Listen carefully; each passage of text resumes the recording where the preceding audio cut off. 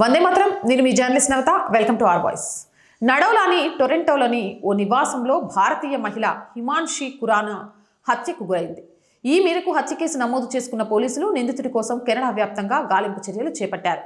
పోలీసులు అందించిన వివరాల ప్రకారం డిసెంబర్ 19 శుక్రవారం రాత్రి 10:41 స్ట్రాచన్ అవెన్యూ వెలింగ్టన్ స్ట్రీట్ వెస్ట్ ప్రాంతం నుంచి ఒక మిస్సింగ్ ఫిర్యాదు అందింది. దీంతో విచారణ చేపట్టిన పోలీసులు కాలు వచ్చిన ప్రాంతానికి సమీపంలోనే చివరిసారిగా కనిపించినట్లుగా పోలీసులు నిర్ధారించారు.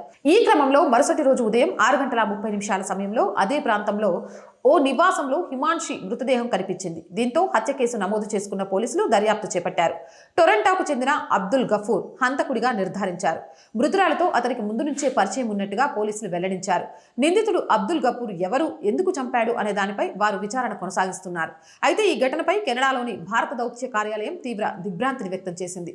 భారత యువతి హిమాన్షి ఖురానా హత్యకు గురవ్వడం చాలా బాధాకరం. ఆమె కుటుంబానికి మా ప్రగాఢ సానుభూతి అని ట్విట్టర్ వేదికగా సంతాపం తెలిపింది.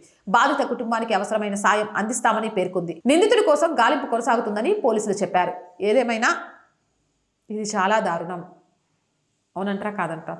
మీ అభిప్రాయం ఏంటి? కామెంట్ సెక్షన్లో పెట్టండి. మోర్ వీడియోస్ కోసం ఛానల్ని వెంటనే సబ్స్క్రైబ్ చేయండి. అండ్ రోజు చెప్తుందేనండి, ఆర్ వాయిస్ పొలిటికల్ రెండు మన ఛానల్సే. So please subscribe our channels.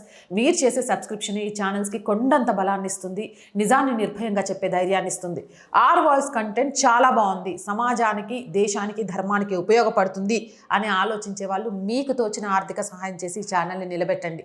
ఆర్థికంగా సపోర్ట్ చేయాలి అంటే సబ్స్క్రిప్షన్ పక్కనే జాయిన్ అనే బటన్ ఉంది. 1 to 5 లెవెల్స్ ఉన్నాయి. ఏదో ఒక లెవెల్లో సపోర్ట్ చేయండి.